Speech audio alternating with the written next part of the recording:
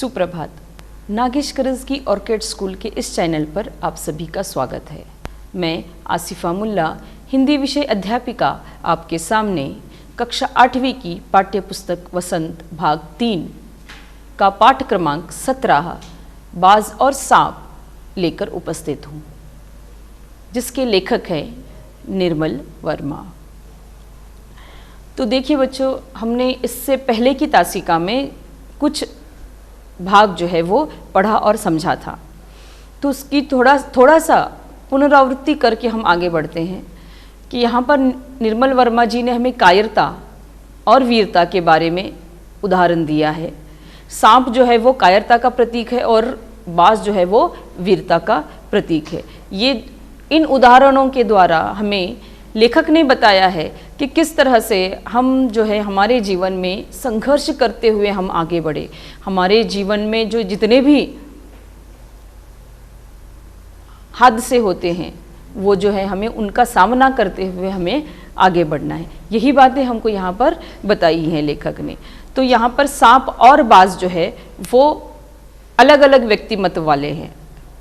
सांप जो है केवल अपनी गुफा में रहना पसंद करता है, बाहर आना जाना पसंद नहीं करता, किसी से मेल मिलाप पसंद नहीं करता, कुछ इच्छाएं रखना पसंद नहीं करता, आकांक्षाएं रखना पसंद नहीं करता।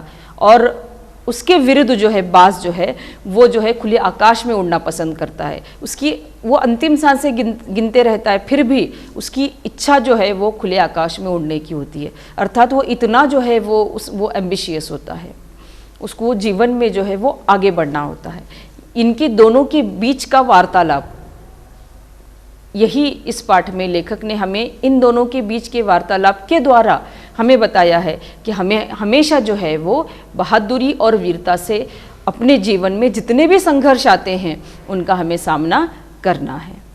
ठीक है, अब हम आगे बढ़ते हैं पाठ की ओर। जो शेष भाग रह गया है हमारा, हम वो पढ़ते और अच्छी तरह से समझते हैं। तो बच्चों, हमने कहाँ तक देखा था कि बाज जो है वो घायल होकर उसकी गुफा में, सांप की गुफा में आकर गिर जाता है। उन दोनों के बीच बातें चलती हैं और अंत में जब बाज जो है वो एक करुण चीख उसके मुंह से निकलती है और क्या कहता है वो कि वो काश एक बार तो वो आकाश में उड़ पाता। तो अब ये करुण चीख सुनकर सांप एकदम जो है वो सटपटा जाता है, अर्थात अचंभित होता है कि ये कैसा बाज है, अंतिम समय आया है फिर भी उड़ने की चाह इसमें है, इतना व्याकुल हो जाता है। तो उससे बाज से उसने क्या कहा फिर बाज से, हाँ यदि तुम्हें स्वतंत्रता इतनी प्यारी है, इतने तुम व्याकुल हो रहे उड़ने के लिए, तो उस चट्टान के किनारे क्यों नहीं उड़ जाने की कोशिश करते। हो सकता है तुम्हारे पैरों में इतनी ही ताकत बाकी हो कि तुम आकाश में उड़ सको। कोशिश करने में क्या हर्ज। अब यहाँ पर जो है वो सांप जो है ताना दे रहा है, किसको, बाज को, व्यंग कर रहा है और मन ही मन उसको मूर्ख समझ रहा है कि वो इतना मरने को टिका है फिर भी जो है वो उड़ने की चाह रखता है। तो वो कहता है कि कोशिश करो, हो सकता है कि तुम उड़ पाओ। तो बाज में एक नई आशा जाग उठी। अब देखिए, प्रोत्साहन है यहाँ पर। हम दो तरीके से इस बात को ले सकते हैं, एक तो वो ताना दे रहा हो या फिर प्रोत्साहित कर रहा हो। तो अब लेने कहते हैं ना, हम हमारे ऊपर होती है कि हम कितनी सकारात्मक दृष्टिकोण कितना लें और नकारात्मक दृष्टिकोण कितना लें, ये हमारे जीवन में ये हम पर निर्भर करता है। देखिए, लोग जो है आजकल जो है वो टीका टिप्पणी करने में आगे होते हैं, या कुछ लोग ऐसे भी होते हैं वो व्यंग कस रहे हैं या फिर हमको प्रोत्साहन दे रहे हैं, हमको समझ में नहीं आता। ऐसे भी लोगों की दुनिया है।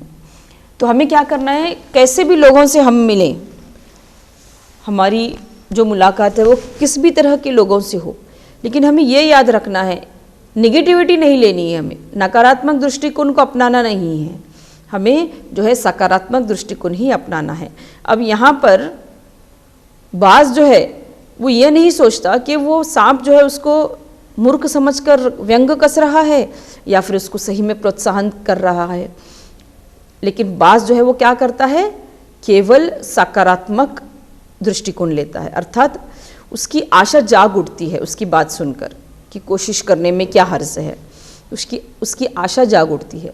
वो दुने उत्साह से, दुने अर्थात दुगने उत्साह से अपने घायल शरीर को घसीटता हुआ जो है वो चट्टान के किनारे खींच लाता है। तो खुले आकाश को देखकर भी उसकी आंखें चमक उठती हैं, खुले आकाश को देखकर उसकी आंखें चमक उठती। उसने एक गहरी लंबी सांस ली और अपने पंख को फैलाकर हवा में कूद पड़ा। अब जैसे ही वो प्रयास करता है आकाश में उड़ने का उस चट्टान पर जाकर, तो जब वो देखता है वहाँ पर, तो खुले आकाश को देखता है तो उसकी आंखें चमक उठती हैं। हालांकि उसमें सांसें ज़्यादा बाकी नहीं थी अभी, फिर भी जितनी बची थी उसकी आंखों में इतनी चमक आ गई थी कि वो उड़ने की चाह करने लगा था। एक लंबी गहरी सांस वो लेता है और अपने पंख फैलाकर हवा में कूद पड़ता है, किंतु उसके टूटे पंखों में इतनी शक्ति नहीं थी कि उसके शरीर का बोझ संभाल सके। देखिए यहाँ पर कोशिश की बात है, प्रयास की बात है बच्चों।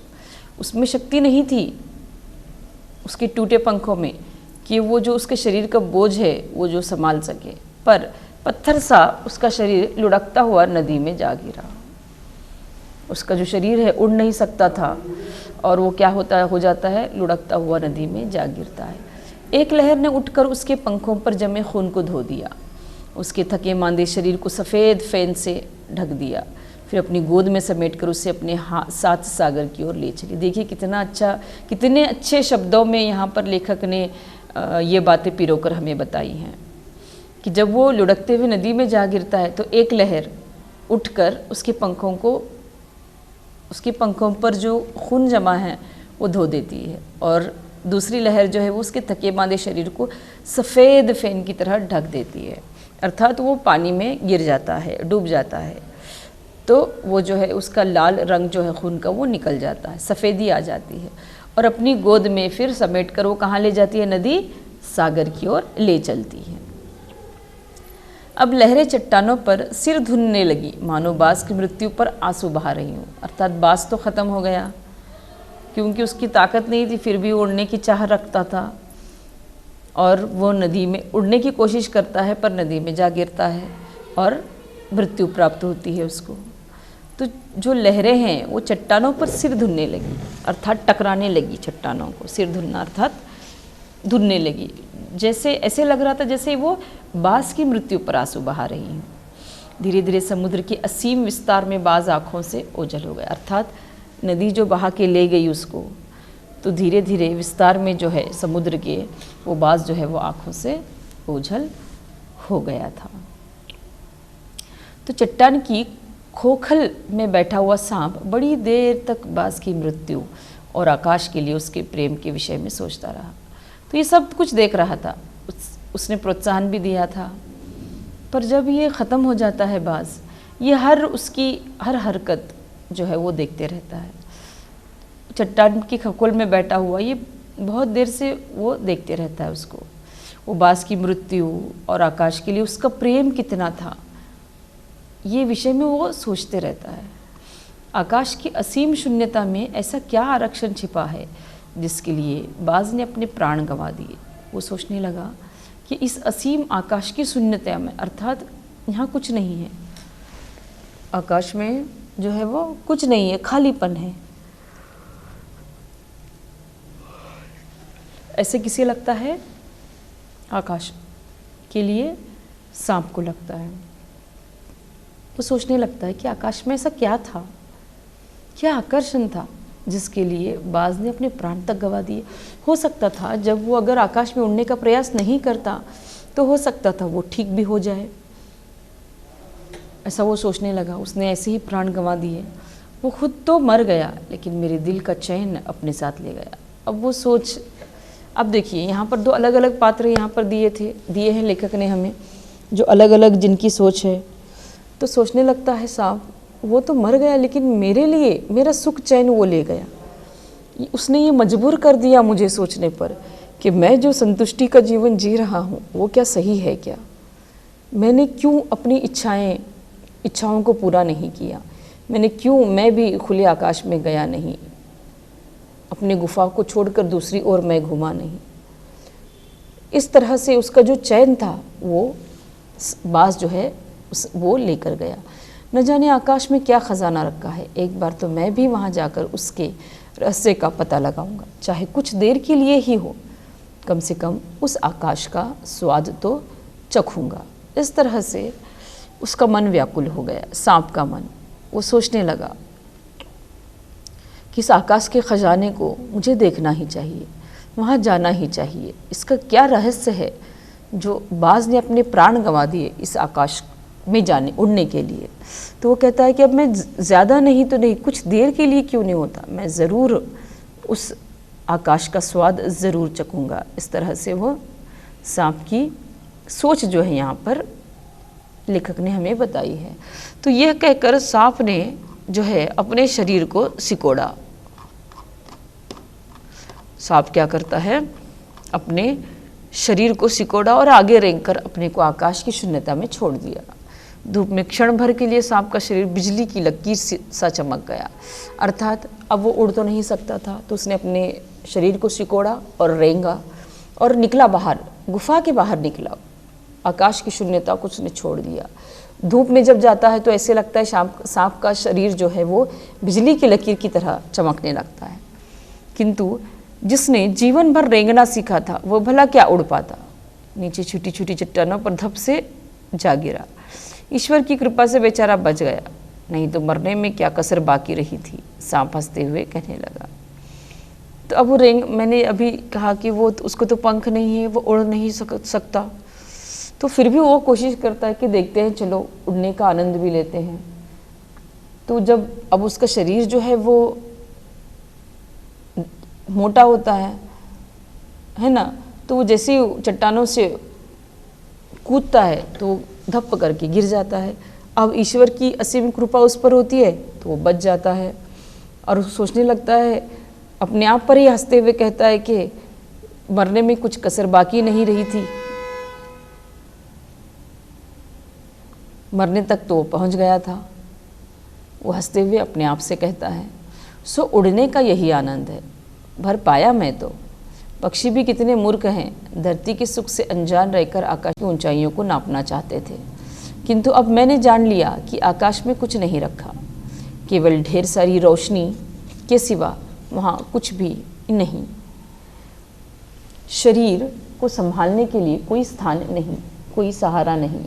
फिर वे पक्षी किस बूते पर इतनी डींगे हाँकते हैं, किस लिए धरती के प्राणियों को इतना छोटा समझते हैं। अब मैं कभी धोखा नहीं खाऊंगा, मैंने आकाश देख लिया और खूब देख लिया। बाज तो बड़ी बड़ी बातें बनाता था, आकाश के गुण गाते थकता नहीं था, उसी की बातों में आकर मैं आकाश में कूदा था। ईश्वर भला करे, मरते मरते बच गया।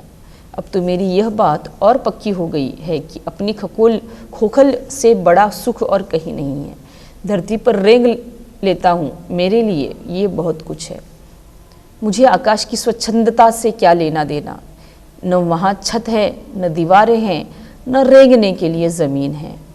मेरा तो सिर चकराने लगता है, दिल कांप कांप जाता है। अपने प्राणों को खतरे में डालना कहाँ की चतुराई है। तो यहाँ पर ये सब बातें जो है वो सांप सोचता है और कहता है। वो कहता है कि उड़ने का यही आनंद है और मैंने भरा। ये पक्षी भी कितने मूर्ख होते हैं। उसका कहना है कि पक्षी जो होते हैं वो मूर्ख होते हैं जो उड़ने की चाह रखते हैं हमेशा, और धरती के सुख से वो लोग अनजान हैं कि धरती का क्या सुख होता है वो मुझे पता है। तो वो उनका क्या है, आकाश की ऊंचाइयों को ही वो नापते फिरते हैं, इसीलिए धरती की में जो सुख जड़ा हुआ है वो उन्हें नहीं पता। किंतु अब यहाँ पर सांप कहता है कि मैंने जान लिया है कि आकाश में कुछ नहीं रखा, केवल ढेर सारी रोशनी के सिवा वहाँ पर कुछ नहीं होता, और शरीर संभालने के लिए कोई स्थान, कोई सहारा नहीं होता। यहाँ पर कैसे होता है, सांप जो है वो रेंगता है, उसकी गुफा होती है, उसका घर होता है, वो ज़मीन से लग कर रहता है ना, और पक्षी जो है वो उड़ते रहते हैं। तो इनके दोनों के रहन सहन में बहुत ही अंतर होता है। तो सांप वही समझता है और कहता है कि वहाँ पर तो कोई सहारा, कोई स्थान नहीं होता रहने का, और पक्षी पता नहीं किस बूते पर इतनी डींगे हाँकते हैं। डींगे हाँकना अर्थात बड़ा चढ़ा कर कहना, ये मुहावरा है। डींगे हाँकना अर्थात बड़ा चढ़ा कर कहना। तो धरती जो है वो प्राणियों को छोटा समझते हैं, धरती के प्राणियों को ये पक्षी, अब वो सोचने लगता है कि मैं तो धोखा कभी नहीं खाऊंगा, क्योंकि मैंने आकाश देख लिया और खूब देख लिया। और वो बाज के लिए कहता है कि वो तो मूर्ख ही है कि ऐसे बड़ी बड़ी डींगे हाँकते रहता था, बातें बनाता था वो।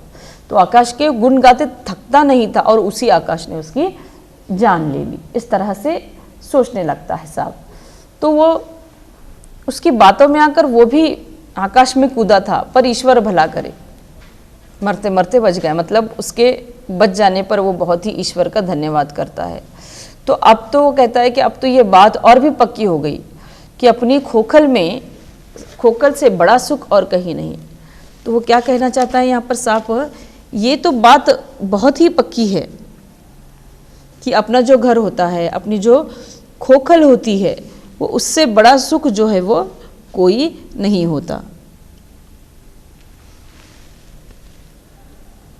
तो धरती पर वो सांप कहता है कि मैं धरती पर रेंग लेता हूँ और मेरे लिए ये सब कुछ है, मैं इसमें संतुष्ट हूँ, मुझे कहीं न जाने की इच्छा है और न ही आकांक्षा है। और सांप कहता है कि मुझे आकाश की स्वच्छंदता से क्या लेना देना है। यहाँ पर आकाश के लिए कहता है सांप कि उसकी जो स्वच्छंदता है, स्वच्छंदता अर्थात स्वतंत्रता, स्वच्छंदता अर्थात स्वतंत्रता, वो कहता है कि मुझे इसकी आकाश की स्वच्छंदता से क्या लेना देना, उसकी स्वतंत्रता से क्या लेना देना। क्यों? क्योंकि वहाँ पर न छत है, न दीवारें हैं और न रेंगने के लिए ज़मीन है। तो मेरा तो सिर चकराने लगता है, दिल मेरा काम चाहता है कि रहने के लिए जगह नहीं है, क्योंकि सांप तो गुफा में रहता है ना धरती पर, तो आसमान में तो ये सब कुछ नहीं होता। तो अपने प्राणों को खतरे में डालना कहाँ की चतुराई है। तो वो सोचने लगता है कि प्राणों को अपने खतरे में डालना, जहाँ हमें पता है कि वहाँ पर खतरा है, तो वहाँ जाना ये चतुराई नहीं होती, ऐसे सांप की सोच है। सांप सोचने लगा कि बाज अभागा था जिसने आकाश की आज़ादी को प्राप्त करने में अपने प्राणों की बाजी लगा दी। यहाँ पर सांप सोचने लगता है कि वो जो बाज था वो कितना अभागा था, अर्थात बदनसीब था।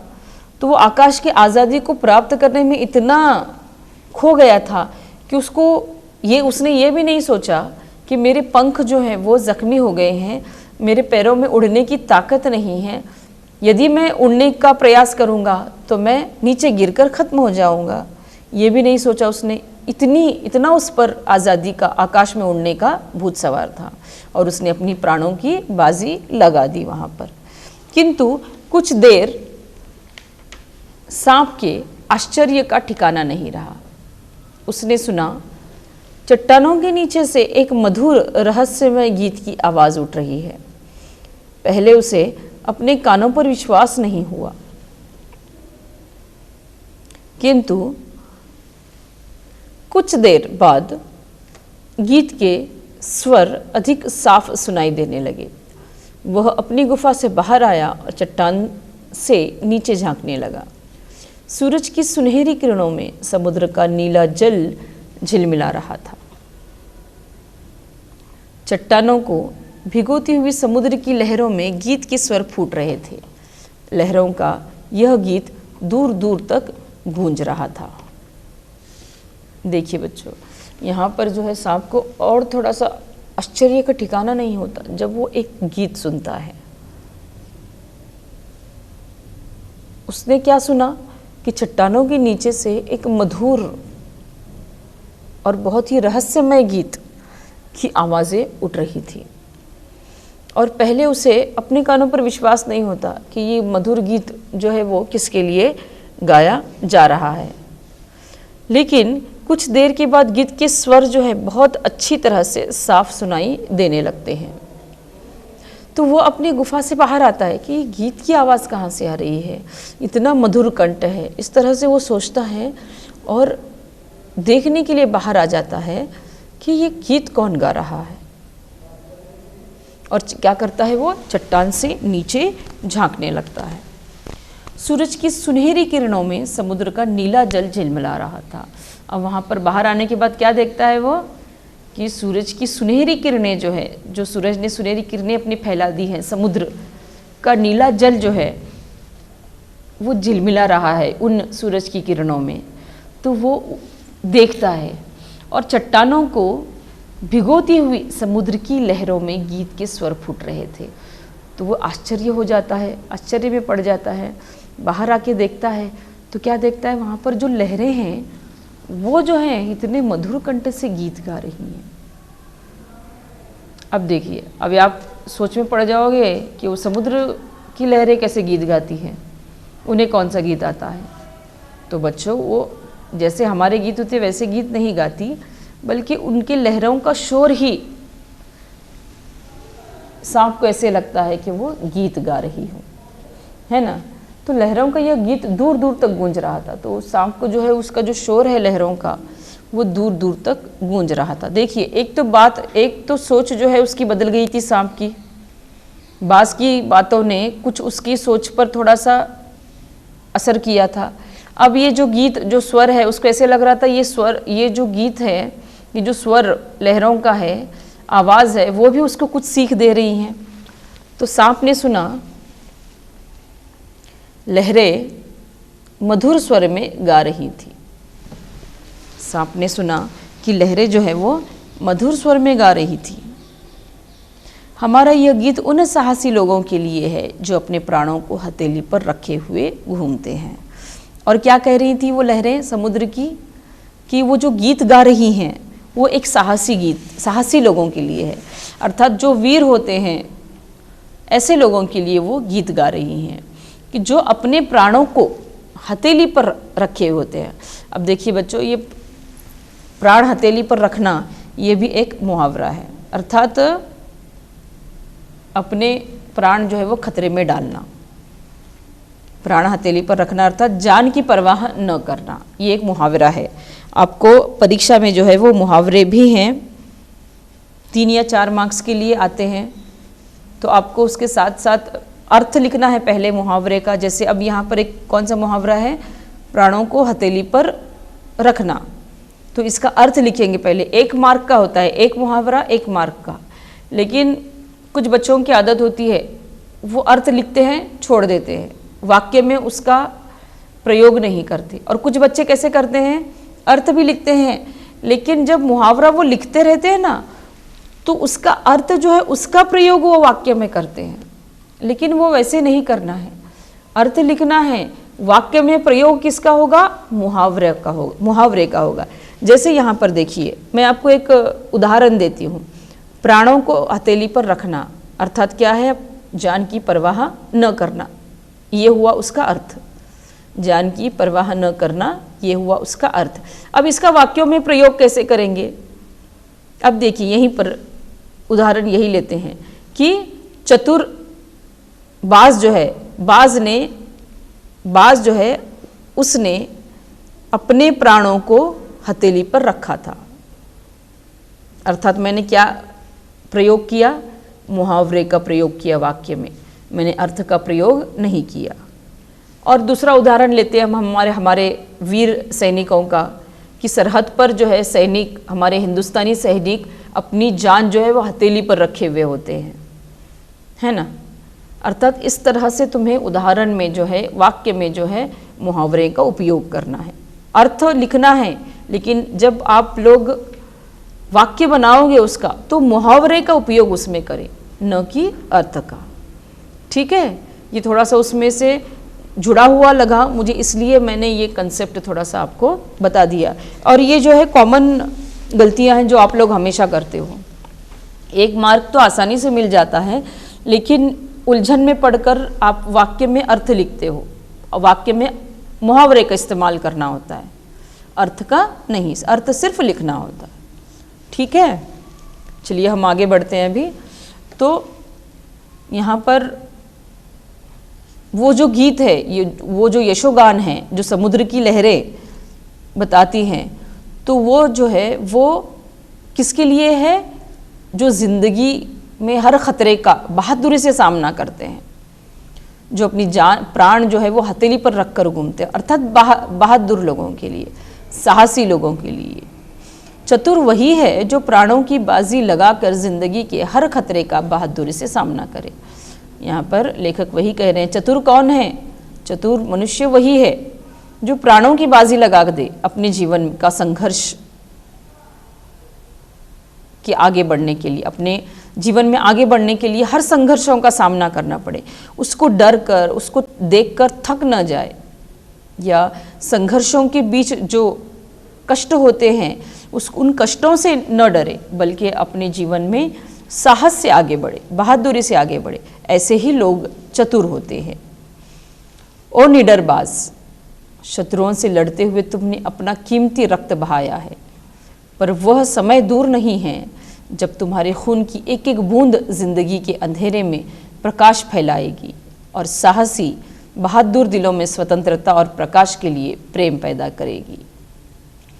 अब यहाँ पर वो गीत जो है, जो समुद्र की लहरें बता रही हैं, ये किसको समर्पित है?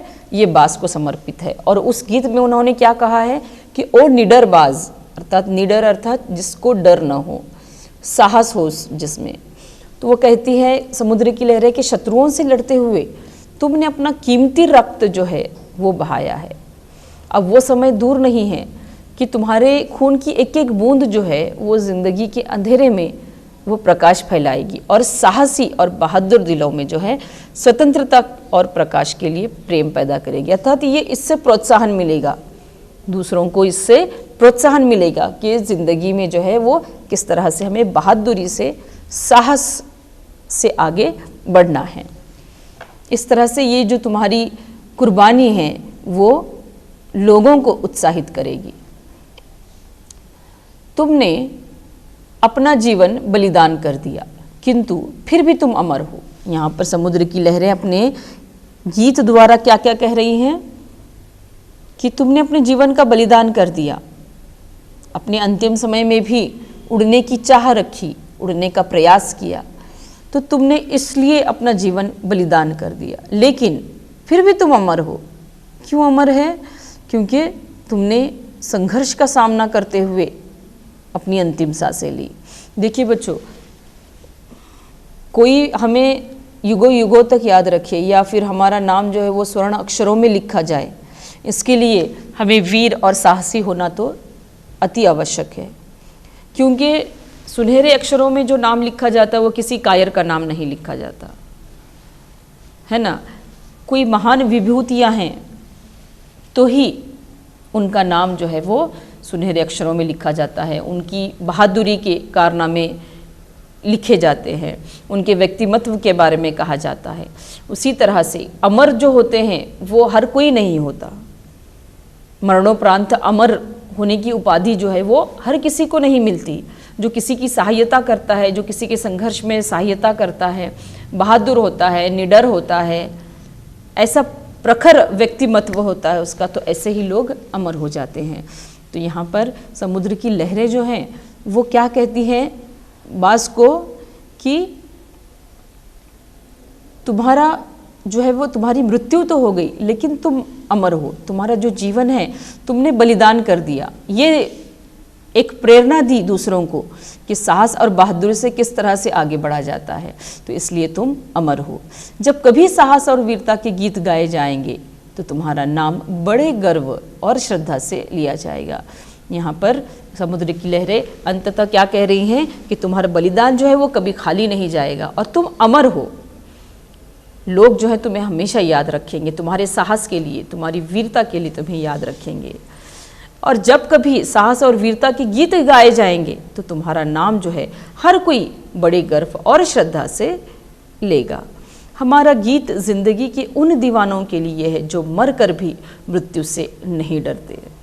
यहाँ पर समुद्र की लहरें अंततः यहाँ पर एक बहुत ही बढ़िया और अच्छी बात कह रही हैं कि हमारा जो गीत है वो ज़िंदगी के उन दीवानों के लिए है। जो हम ये गीत गा रहे हैं ये उन दीवानों के लिए है जो मर कर भी मृत्यु से नहीं डरते, अर्थात इतने बहादुर होते, इतने साहसी होते हैं। जैसे यहाँ पर मैं यूँ कहूँ कि ये जो समुद्र की लहरों का जो यशोगान है ये सरहद के उन सैनिकों के लिए भी अर्पित है कि जो बहादुरी से दुश्मनों का सामना करते हैं, हमारी रक्षा के लिए, हमारे धरती माँ की रक्षा के लिए अपने प्राणों की आहुति दे देते हैं। तो यहाँ पर कहीं ना कहीं मुझे इस पाठ को पढ़ने से समुद्र की लहरों के गाने को समझने से यह बात भी मुझे समझ में आ रही है कि इस तरह से हमारे सरहद पर जो है वो सैनिक जो हैं हमारी रक्षा करते हैं और अपने प्राणों की आहुति देते हैं, अपना जीवन जो है वो बलिदान कर देते हैं, तो इनके लिए भी ये समर्पित है। यहाँ पर समुद्र की लहरें जो हैं वो मुझे लगता है कि उनको भी कह रही हैं कि ज़िंदगी के दीवानों के लिए, ऐसे दीवानों के लिए, ऐसे साहसी लोगों के लिए है जो मर कर भी भयभीत नहीं होते, मृत्यु को नहीं डरते, केवल साहस और वीरता यही उनका ध्येय होता है, यही उनका उद्देश्य होता है। तो हमें बच्चों हमेशा जीवन में जो है वो हमेशा साहसी बनना है, कायर नहीं बनना है। किसी भी मुश्किल का सामना कायरता से नहीं करेंगे, निडर होकर आगे बढ़ेंगे, निडर होकर हम अपने जीवन के संघर्षों को झेल जाएंगे। और यदि हम में निडरता आएगी तो ही हम हर मुश्किल का सामना कर पाएंगे। तो बच्चों मैं समझती हूँ कि ये बाज और सांप के उदाहरण से आपको समझ में आया होगा कि जीवन में शूरता, जीवन में वीरता और साहस का कितना बड़ा महत्व होता है। ठीक है, तो आज के लिए इतना ही। धन्यवाद।